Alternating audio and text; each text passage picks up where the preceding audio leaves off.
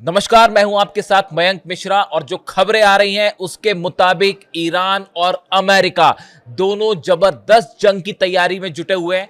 जहां एक और अमेरिका ने जितने अपने 19 जहाज खड़े हैं उन सभी जहाजों पर मिसाइल्स पहुंचानी शुरू कर दी है और दूसरी तरफ ईरान ने भी अपनी सुरंगों से मिसाइल्स निकाल दी हैं, नए लॉन्चर्स निकाल दिए हैं। लेकिन इसी बीच एक बड़ी खबर, एक ऐसी खबर जिसका जिक्र शायद आपने पहले सुना हो ना सुना हो, मैं बताना चाहूंगा आपको। यूनाइटेड नेशंस में ईरान के एम्बेसडर जो हैं उनकी तरफ से एक बड़ा आरोप लगाया गया। अमीर सईद इरावानी साहब जो हैं यूनाइटेड नेशंस में ईरान के एम्बेसडर हैं, उनका कहना है उन्होंने डोनाल्ड ट्रंप और अमेरिका के लिए, खास तौर पर डोनाल्ड ट्रंप के लिए डकैत शब्द का इस्तेमाल किया है। उनका कहना है कि डोनाल्ड ट्रंप और अमेरिका डकैती कर रहे हैं और आतंकवाद को बढ़ावा दे रहे हैं। अब ये बात ईरान ने क्यों कही? ये बात ईरान ने इस रेफरेंस में कही। ईरान का कहना है जिस तरह से अमेरिका ने हॉर्मुज को ब्लॉक कर रखा है, ईरान के जहाजों को रोका जा रहा है, ये आतंकवाद को बढ़ावा देने जैसा है। इसके साथ ही उनका यह भी कहना है, ईरान का यह कहना है कि जो ईरान के जहाजों पर अमेरिका ने और डोनाल्ड ट्रंप ने कब्जा किया है यह सरासर डकैती है। यह समुंदर में जो लुटेरे होते हैं, समंदर के जो डकैत होते हैं, वो जो हरकत करते हैं वैसी हरकत डोनाल्ड ट्रंप और अमेरिका कर रहे हैं। इसके साथ ही उन्होंने कई बातें कही हैं जो बेहद अहम हैं। देखिए, अमीर सईद इरावानी जो एम्बेसडर हैं ईरान के, वो अपनी हर बात को बड़ी साफगोई से रखते हैं और बड़े एग्रेसिवली रखने के लिए जाने जाते हैं। और यूनाइटेड नेशंस में उन्होंने ये बात कही है, एक चिट्ठी लिखकर ये बात कही। उनका कहना ऐसा है कि अमेरिका ने जिस तरह से ब्लॉक कर रखा है हॉर्मुज को, अब ईरान को पूरा अधिकार है इसका जवाब देने का। बात नंबर 1, इशारे समझिए क्या कह रहा है ईरान। दूसरी तरफ वो ये कह रहे हैं कि जिस तरह से जो कब्जे में लिया गया ईरान के जहाजों को, जो अमेरिका की नेवी ने कब्जे में लिया है, यह पूरी तरह से गैर कानूनी है और इंटरनेशनल लॉ की धज्जियां उड़ा रखी है अमेरिका ने। यह पूरी तरह से दादागिरी है और यह पूरी तरह से असंवैधानिक है।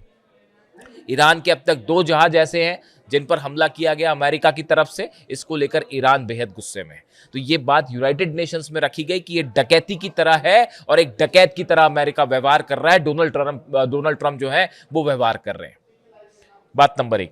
बात नंबर 2, एक बड़ी बैठक फिर से हुई है व्हाइट हाउस में, जिसमें डोनाल्ड ट्रंप मौजूद थे, मार्को रूबियो मौजूद थे, पीट हेग्सेथ मौजूद थे। अमेरिका की सेना से जुड़े हर बड़े अधिकारी को उसमें शामिल किया गया और इस बैठक में 2-3 ऑप्शंस पर विचार हुआ कि अब क्या करना है। उसके बारे में शॉर्ट में जानना जरूरी है कि डोनाल्ड ट्रंप क्या करने जा रहे हैं अब आगे। देखिए, पहली बात तो ये कही गई, ईरान की तरफ से जो प्रस्ताव आया है, ईरान ने अपने प्रस्ताव में साफ कर दिया है कि पहले जो जहाज लेके खड़े हैं, आप ये जहाजों को यहां से हटाइए तो हम हॉर्मुज खोल देंगे। न्यूक्लियर डील पर अभी कोई बात नहीं होने वाली, यूरेनियम पर अभी पहले दौर में कोई बात नहीं होगी, पहले आप ये जहाज हटाइए उसके बाद बात की जाएगी। ये प्रस्ताव डोनाल्ड ट्रंप को मंजूर नहीं है। तो अब पहले ही जो रणनीति तैयार की गई है डोनाल्ड ट्रंप की तरफ से, वो ये कि जिस तरह से अभी ईरान को घेर के खड़ा रखा गया है, अपने जहाजों को, हॉर्मुज को जिस तरह से घेर कर रखा गया है, कुछ दिन तक, आने वाले कई और दिनों तक इसी तरह से घेर कर खड़ा रहा जाए। ये पहली थ्योरी थी, पहला ऑप्शन डोनाल्ड ट्रंप के सामने। डोनाल्ड ट्रंप ये चाह रहे हैं कि ईरान का जो ऑयल है, मैंने आपको कल अपने पिछले वीडियो में बताया था कि ईरान के जितने ऑयल वेल्स हैं, कुएं हैं, वो पूरे फुल हो चुके हैं क्योंकि एक्सपोर्ट बहुत कम हो रहा है। ईरान में बहुत तेजी के साथ जो कुएं हैं उनमें बहुत तेजी के साथ ऑयल बनता है, ऊपर की तरफ आता है, वो फुल हो गए हैं। तो ऐसे हालात में वो कुएं पूरी तरह से खराब हो सकते हैं। अगर कोई भी कुआं पूरा भर जाए तो और उसमें पानी मिल जाए या किसी तरह का कंटामिनेशन हो जाए तो खराब हो जाता है कुआं, हमेशा के लिए बंद करना पड़ता है उसको। इस सूरत हाल में उसको खाली करना जरूरी है। तो ईरान ने अपने ही ऑयल में निकाल के कई जगह आग लगानी पड़ी। तो अमेरिका की कोशिश है कि ईरान को पूरी तरह से जो है इकोनॉमी को और बुरी तरह से नुकसान पहुंचाया जाए। पहली रणनीति यानी कि घेर के खड़े रहो। उसके अलावा दूसरा ऑप्शन यह है कि पहले घेर के खड़े रहिए और फिर धीरे से हमला कर दीजिए। यह दूसरा ऑप्शन था जिस पर चर्चा हुई। तीसरा ऑप्शन यह है कि जिस पे ईरान की जो सेना है, मैंने आपको पहले ही कहा, अहमद वाहिदी साहब वो शख्स हैं, ईरान की सेना पूरी तरह से कंट्रोल में और ईरान की सेना ने मन बना दिया है कि अमेरिका के सामने हम एक इंच भी नहीं झुकेंगे। जो जनता बोलेगी वैसा ही होगा और जनता का मूड आप जान रहे हैं। ईरान की जो जनता है उसका मूड बेहद एग्रेसिव है और वो किसी भी तरह से कोई डील वील के पक्ष में नहीं है। देखिए मेरे से मैं अब चूंकि डील की एक बार फिर बात हो गई है, तो कल मैं एक कमेंट पढ़ रहा था, संभवतः पाकिस्तान के मेरे किसी व्यूअर ने जो है वो कमेंट भेजा और उन्होंने मुझसे ये सवाल किया कि आप पाकिस्तान में जो डील की कोशिशें हो रही हैं पाकिस्तान की तरफ से, अमेरिका और ईरान में डील हो जाए, आप इनका विरोध क्यों करते हैं? इस कोशिश का क्या पाकिस्तान में ये कोशिश हो रही है इसलिए आप विरोध करते हैं इसका? देखिए मैं आपको कहना चाहूँगा कि ये डील इस्लामाबाद में हो या बातचीत इस्लामाबाद में हो या ओमान में हो या जिनीवा में हो, पहले जो 6 दौर की बातचीत हुई वो तो पाकिस्तान में नहीं थी। तब भी मेरी ये राय थी कि इस डील के जरिए सिर्फ ईरान को धोखा देने की कोशिश है, और ये मेरी ही राय नहीं थी, ये ईरान के सुप्रीम लीडर अली खामनेई साहब की भी राय थी। मैं अब भी सुप्रीम लीडर की जब भी बात होती है तो अली खामनेई साहब ऐसा लगता है कि अभी भी वही सुप्रीम लीडर हैं, तो वो कभी ऐसी मिस्टेक हो जाए तो उसको अन्यथा ना ले आप। तो मैं यही मान के चलता हूं कि अभी भी अली खामनेई साहब ही सुप्रीम लीडर हैं और उन्हीं के राह पे ही पूरा ईरान चल रहा है साहब। तो देखिए वो खुद इस बात को बोल के गए थे, आप उनके एक्स मीडिया पे जो वीडियोस पड़े, जो एक्स पर उनके जो पोस्ट हैं आप वो देख लीजिए, आप उनके वीडियोस देख लीजिए। वो हमेशा यही कह रहे थे शुरू से आखिरी तक कि इनसे बातचीत करने का कोई मतलब नहीं होगा, क्योंकि अमेरिका की नीयत अच्छी, साफ और ट्रांसपेरेंट डील करने की नहीं है। अरे आप कुछ समझिए इस बात को, जो ईरान के सुप्रीम लीडर को अगर निशाना बना सकते हैं, उन पर कैसे विश्वास किया जाए? ये बात मैं नहीं कह रहा, ये बात ईरान की जनता कह रही है। विश्वास करने का तो सवाल ही नहीं उठता दूर दूर तक। आपको डील का कौन सा फ्रेमवर्क ये समझ में आ रहा है जिसमें जो है एक फ्री एंड फेयर डील की आप उम्मीद कर रहे हैं? बताइए मुझसे, फ्री एंड फेयर डील कैसे हो सकती है? ईरान का कहना बड़ा साफ है, भाई न्यूक्लियर एनर्जी रखना हमारा अधिकार है, हम पीसफुल काम के लिए अपनी न्यूक्लियर एनर्जी चाहते हैं, अपना यूरेनियम चाहते हैं, हमारे साइंटिस्ट ने उसको डेवलप किया है और ये हमेशा से ईरान कहता रहा। ईरान ने तो वो समझौता भी नहीं तोड़ा था जो 2015 में हुआ था बराक ओबामा के समय और बाकी देशों के साथ ईरान ने समझौता किया था। उसे किसने तोड़ा था? डोनाल्ड ट्रंप ने तोड़ा था उसको। डोनाल्ड ट्रंप जब पहली बार सत्ता में आए थे तब उन्होंने तोड़ा था उसको, ईरान ने तो नहीं तोड़ा था। अली खामनेई साहब इस बात को जानते थे कि हमला होने वाला है साहब, और वो इस बात को बोल के गए हैं कि अमेरिका के साथ बातचीत का कभी कोई नतीजा नहीं निकल सकता। और ये भी एक ऑप्शन है अमेरिका के इसमें, जो मैं आपको ऑप्शंस गिना रहा हूं, इसमें एक ऑप्शन ये भी है कि अभी चूंकि फंस गया है अमेरिका, तो अभी आप बातचीत शुरू कर दीजिए जैसा पिछली बार हुआ, और कुछ समय बाद जब आप एक कंफर्टेबल पोजीशन में आ जाए तो फिर से हमला कर दीजिए ईरान पे। यही तो तमाशा चल रहा है पिछले, आप क्या समझ नहीं पा रहे ये क्या हो रहा है? पिछले समय से पहले 12 दिन की जंग हुई, फिर उसके बाद जो है 6 दौर की बातचीत हुई और बातचीत के बीच में हमला कर दिया। क्या मतलब इस बात का? तो क्या करे ईरान? अपना न्यूक्लियर अधिकार छोड़ दे? ईरान अपना यूरेनियम छोड़ दे? क्या करे ईरान? सरेंडर कर दे? क्या करना चाहिए ईरान को? यहां ईरान की जीत हुई है, और कम से कम मेरी समझ तो साहब यही कह रही है कि ईरान ने जबरदस्त जीत हासिल की है। होना तो यह चाहिए कि ईरान को, मुझसे पूछा जाता है कई बार कि ईरान ने क्या करना चाहिए, ईरान को पहले एक प्रेस कॉन्फ्रेंस करनी चाहिए तेहरान में, और उस ईरान के राष्ट्रपति उसमें शामिल हो, अब्बास अराक्ची साहब शामिल हो, सेना के प्रतिनिधि शामिल हो, और एक बड़ा अनाउंसमेंट किया जाए कि इसमें ईरान की जीत हुई है। पूरी दुनिया के सामने बात बताई जाए कि किस तरह से हमने अमेरिका को पूरे अरब देशों में एक एक ठिकाने उड़ा दिए, उनके जितने बेसिस थे। मैं आपको बताऊंगा पेंटागन क्या कह रहा है। पेंटागन ने हाथ जोड़ दिए, कह रहा है कि साहब हम ईरान की मिसाइल्स का मुकाबला नहीं कर सकते। ये रिपोर्ट आई है पेंटागन की कि जो हाइपरसोनिक मिसाइल्स हैं खुर्रमशेर और फतह 2, इसका और सेजिल का मुकाबला अमेरिकन डिफेंस सिस्टम नहीं कर सकता। ये रिपोर्ट पेंटागन ने सौंपी है डोनाल्ड ट्रंप को। और बताइए, आप जाके पढ़ लीजिए न्यूयॉर्क टाइम्स क्या कह रहा है और वॉल स्ट्रीट जर्नल क्या कह रहा है और वहां के अखबार क्या छाप रहे हैं इसके बारे में। तेहरान में एक तो प्रेस कॉन्फ्रेंस होनी चाहिए, जीत का अनाउंसमेंट होना चाहिए, और ईरान को, पूरे सभी देशों को, यूनाइटेड नेशंस के जितने देश हैं 200 देश, उनको यह बताना चाहिए ये बात कि हमने हॉर्मुज बंद नहीं किया। ये दादागिरी किसकी हो रही है ये बताना चाहिए ईरान को सबके सामने कि हम यहां से जहाज निकलने को देने के लिए तैयार हैं, लेकिन ये घेर के कौन खड़ा हुआ है, ये दादागिरी कौन कर रहा है? ईरान तो नहीं कर रहा। ईरान तो हमला करने नहीं गया था किसी देश पे, तो फिर ईरान डील क्यों कर ले? बताइए, ईरान क्यों झुक जाए? ईरान में कहा न्यूक्लियर पावर, पुतिन को तो कोई दिक्कत नहीं है वहां पे न्यूक्लियर प्लांट लगाने में, मिल गया वहां पे। क्या ईरान में कौन सा न्यूक्लियर बम मिल गया? बताइए, मिल गया कोई न्यूक्लियर बम? ये बात साफ है ना कि झूठ बोलकर हमला किया गया, और असैसिनेशन करते हैं आप सुप्रीम लीडर का, और उसके बाद ये उम्मीद करते हैं कि ईरान जो है वो आपकी बात मान ले। कैसे मान ले बात? बिल्कुल नहीं माननी चाहिए बात साहब। मेरी तो डिप्लोमेटिक समझ यही कहती है, मैंने जहां से जो पढ़ाई करी है उसके हिसाब से समझ यही कहती है, ईरान जीता है, ईरान को अपनी ही शर्तों पर डील करना चाहिए, वरना फिर धोखा होगा साहब।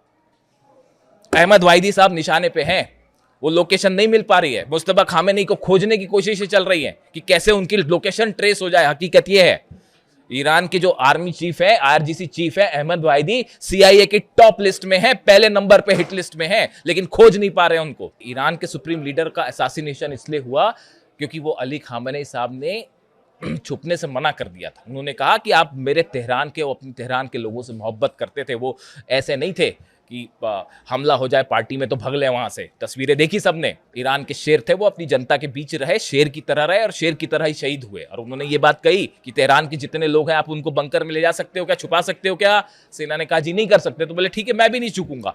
अगर अली खामेनी साहब चाहते तो दुनिया में किसी की हिम्मत नहीं थी कि उनको खोज लेता और उन पे हमला कर देता, सवाल ही नहीं उठता। समझे आप? तो मैं आपका जो जवाब दे रहा था, जो एक भाई साहब ने जो कमेंट किया, देखिए इससे कोई फर्क नहीं पड़ता कि बात इस्लामाबाद में हो रही है कि ओमान में हो रही है कि जिनेवा में हो रही है कि यूनाइटेड नेशंस में हो रही है, कहाँ हो रही है।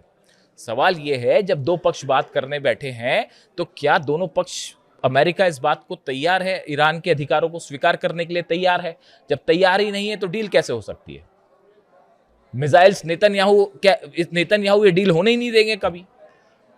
जो मिसाइल्स ने इजराइल का जो हाल किया, उसके बाद जब तक वो मिसाइल्स हैं ईरान के पास तब तक बात खत्म है। नेतन्याहू का प्लान सफल ही नहीं हो पाएगा। नेतन्याहू डील होने ही नहीं देंगे। आप बात करते रहिए, कुछ करते रहिए। और एक बार आपने यूरेनियम सौंप दिया, एक बार ईरान ने अपना यूरेनियम सौंप दिया, उसके बाद तो पता नहीं फिर क्या होगा। फिर आप समझिए, इतनी तो समझ सबकी होनी ही चाहिए। तो सवाल इसलिए ये नहीं है कि जो मैं एक दर्शक है उनकी इस बात का जवाब देना चाहता हूं, सवाल ये नहीं कि डील कहाँ हो रही है या क्यों हो रही है। सवाल ये है कि नीयत क्या है डील करने वाले की। यही बात अली खामेनी साहब कह रहे थे। और देखिए फिर आगे बढ़ते हैं, ये भी एक है ना ऑप्शन है इसमें कि आप जो है पहले बातचीत करिए और फिर उसके बाद अपनी सुविधा के हिसाब से हमला कर दीजिए। ये चौथा ऑप्शन उस मीटिंग में डिस्कस किया गया। और एक पांचवा ऑप्शन भी डिस्कस किया गया है मीटिंग में, जो सोर्सेज बता रहे हैं, और वो ये कि साहब अमेरिका जो है अपनी जीत घोषित कर ले और अपना लाव लश्कर लेके फिलहाल निकल ले। क्योंकि हो क्या रहा है, अमेरिका में चुनाव होने हैं, अमेरिका में मिड टर्म्स जो है उसमें डोनाल्ड ट्रंप को यह साबित करना है कि भाई मेरी पॉपुलैरिटी बनी हुई है, जबकि वो घट गई है, वो 37% तक पहुंच गई है। तो अब ऐसे में ये लगातार दबाव बढ़ता जा रहा है, भाई पूरी वर्ल्ड की इकॉनमी प्रभावित हो रही है। बड़ी सिंपल सी बात है, सिर्फ तेल का सवाल नहीं है, बड़ी सारी चीजें हैं। पूरी आईटी इंडस्ट्री इससे हर्ट हो रही है। सेमीकंडक्टर बिजनेस जो है चाइना का, ताइवान का, वो हर्ट हो रहा है। पूरी दुनिया का इस पर असर हो रहा है। इलेक्ट्रॉनिक सामानों पर असर हो रहा है। तो इसका बड़ा असर है और दबाव है डोनाल्ड ट्रंप पे। तो एक ऑप्शन ये भी डिस्कस किया गया कि भाई हम अपनी जीत घोषित करेंगे, हम जंग जीत गए और डोनाल्ड ट्रंप अपने जहाज लेके फिलहाल निकल ले, आगे फिर देखा जाए क्या करना है। लेकिन इसमें यह भी फिर कैलकुलेशन किया गया कि भाई ईरान की क्या प्रतिक्रिया होगी, अगर हम बाहर निकल गए तो फिर ईरान क्या करेगा, कहीं इसमें हमारी बड़ी हार ना मान ली जाए और फिर और बुरा हाल ना हो जाए। तो ये कई सारे ऑप्शंस हैं जिस पे चर्चा हुई, लेकिन अब वो मैटर नहीं करता। अब जो मैटर करता है वो ईरान क्या करेगा, वो मैटर करता है। और जो ईरान के राजदूत कह रहे हैं, सुनिए जहां से बात शुरू की थी, कि अमेरिका की हरकतों का जवाब देने का अधिकार है ईरान के पास। ईरान की सेना ये कह रही है दूसरे शब्दों में कि अगर ये ब्लॉकेड बना रह गया तो इस बार हमला हम करेंगे। ईरान के जितनी मिसाइल्स हैं वो तैयार हैं, रेडी मोड में है। और देखिए इकॉनमी को बड़ा नुकसान होगा ईरान की, इसमें दो मत नहीं है। जो तेल नहीं जा पा रहा है, आप कब तक ईरान उसको कैसे रोक के रखेगा? भाई जहाज चीन को भी नुकसान होगा। लेकिन इसमें देखिए एक दूसरा पक्ष भी है इसका। ये खेल असल में अब तेल का खेल हो गया है। ये शुरू कहीं और से हुआ था, यूरेनियम से और पता नहीं कहाँ से, लेकिन ये मामला जो है वो ऑयल इंडस्ट्री को जबरदस्त खेल चल रहा है। अमेरिका जो है उसका ऑयल बिजनेस, आप देखिए बैलेंस शीट चेक करिए कि अमेरिका ने कितना तेल बेच दिया पिछले एक महीने में। तेजी के साथ अमेरिका का तेल मार्केट में बिकना शुरू हुआ है, खासकर वो वेनेजुएला से निकाला जा रहा है। कब्जा अमेरिका का उस पर, अब ईरान का तेल जा नहीं पा रहा है, तो अमेरिका का ऑयल बिजनेस भी जो है वो तेजी से ग्रो कर रहा है। एक उसका नतीजा ये भी है, अमेरिका जो है, चीन जो है उसको नुकसान हो रहा है, रूस का भी तेल तेजी से बिक रहा है। तो इसमें कई सारी चीजें हैं। ये एक ऑयल वॉर भी चल रहा है, बहुत ज्यादा दिन नहीं चलेगा, लेकिन ये सिचुएशन नहीं चलेगी। ईरान की तरफ से साफ कर दिया गया है कि साहब अगर ये जहाज नहीं हटाए तो इस बार हमला हम करेंगे। और ये निश्चित रूप से ज्यादा दिन सिचुएशन नहीं चलेगी। आप देखिए ये जो है हालात, अगले एक दो दिन के अंदर ये बात तय हो जाएगी कि मामला किस तरफ जा रहा है, ट्रंप का रुख क्या है। और अगर ट्रंप यहीं पर रोक के खड़े रह गए ज्यादा दिन तक, तो ईरान की सेना, जनता वैसी गुस्से में है, और ईरान की सेना भी आप देख ही रहे हैं किस मूड में, बेहद एग्रेसिव मूड में। तो देखिए अगले जो है वो 48 घंटे में ये बात तय हो जाएगी कि डोनाल्ड ट्रंप का क्या रुख है। देखिए डोनाल्ड ट्रंप क्या फैसला लेंगे वो ये बात डिसाइड करेगा कि मामला किस तरफ जा रहा है। और ईरान का अगला कदम क्या होगा, ईरान इस बार हिचकेगा नहीं हमला करने से, आप ये बात भी समझ लीजिए। अब जो है वो आईआरजीसी का जो मूड है वो ज्यादा दिन तक ये ब्लॉकेड नहीं रहने वाला है। ये तो या तो अमेरिका इसे पीछे खींचेगा या ईरान इसे तोड़ेगा, तो दो में से एक चीज होगी और वो तय है। ये ज्यादा दिन तक ये खेल चलेगा नहीं कि जहाज घेर के खड़े हैं। और दूसरी तरफ देखिए एक और बड़ी इंटरेस्टिंग खबर आई है, कमर्शियल जहाज था MV ब्लू स्टार 3, एक जहाज था जो कि अरब सागर से होता हुआ ओमान की खाड़ी की तरफ बढ़ा आगे, अमेरिका की हेलीकॉप्टर्स आए और उसको कब्जा कर लिया, उस पर उतर गए और बोला कि भाई ये जहाज तो जो हमको शक है कि ईरान जा रहा है तो हम इस पर चेकिंग करना चाहते हैं। बाद में पता चला कि वो जहाज तो ईरान जा ही नहीं रहा था, वो जहाज तो ओमान ही जा रहा था। फिर उसके बाद फिर हेलीकॉप्टर में लदे और वहां से चल गए। ये तो इंफॉर्मेशन है अमेरिका की। भाई मैरी टाइम में तो जो है मैं यहाँ पे भारत में बैठे बैठे जो है मैं मैरी टाइम इन्फॉर्मेशन चेक करता हूँ, मुझे पता चल जाता है कि कौन सा जहाज कहाँ जा रहा है। तो ये तो बड़ी हैरानी की बात थी। या तो कुछ शक हो रहा था अमेरिका को कि कुछ इसमें हथियार आ रहे हैं। आजकल सबसे बड़ा डर यही सता रहा है अमेरिका को कि भाई वो ईरान जो है, चीन जो है वो मिसाइलें तो नहीं भेज रहा। आजकल सबसे बड़ा डर यही है कहीं वो पोटेशियम पर क्लोरेट तो नहीं आ रहा और 1000-2000 मिसाइल बन जाए ईरान की। ईरान में बहुत तेजी से, उस पर अलग से बात करेंगे। तो अभी हालात ये है कि वो जहाज पर उतरे, बाद में उसको छोड़ा कि बोले अरे गलत जहाज पकड़ लिया था साहब। तो ये हालात है। और दूसरी तरफ जो है पेंटागन की रिपोर्ट आई है कि हाइपरसोनिक मिसाइल्स तो रोकना बड़ा मुश्किल है। पैट्रियट और थार्ड खत्म है और जो नए एडवांस मिसाइल्स हैं उनको रोकना मुश्किल है। और ईरान कह रहा है अब की बार हम नई मिसाइल से हमला करेंगे, नई मिसाइल्स तैयार हैं। और वही रिवर्स इंजीनियरिंग भी शुरू हो रही है, उस पर भी अलग से बात करेंगे एक बार कि वो बंकर बस्टर बम गिरे, जो मिसाइल्स गिरी जो फटी नहीं अमेरिका की, उस पर बढ़िया से रिसर्च हो रही है ईरान में। और वैसी तकनीक की मिसाइल्स तैयार, वही टॉमहॉक अब ईरान में बनेगी, आप देखिए बिल्कुल उसी कैपेसिटी की। और पता नहीं किसको किसको जाएंगी, पता चला हिजबुल्ला के पास भी पहुंच गई और हूती के पास भी पहुंच गई, कुछ भी हो सकता है। तो देखिए हालात ये है कि जबरदस्त तनाव है। यूएई भी ओपेक से बाहर आ गया है, आपने खबर देखी वो ओपेक से बाहर आना। यूएई और अरब वो दोनों के बीच में भी अब खेल शुरू हो गया है। ये ऑयल वाला मामला जो देखिए हालात चीजें बिगड़ गई हुई है, मिडिल ईस्ट का समीकरण बिगड़ गया है और ये बात तय हो चुका है कि अब यहाँ पर ईरान को आप दबा नहीं सकते। अब ईरान कम से कम मिडिल ईस्ट के आसपास की कंट्री में सबसे बड़ा देश बन के उभरेगा, इसमें कोई शक नहीं है। वीडियो कैसा लगा कमेंट करके बताइए। देखिए मैं अपने व्यूज रखता हूँ, अगर आपको असहमति होती है तो आप कमेंट करके बताइए कि आप असहमत हैं, लेकिन मैं अपने हिसाब से अपने व्यूज रखता हूँ। वीडियो कैसा लगा कमेंट करके बताइए। Thank you so much.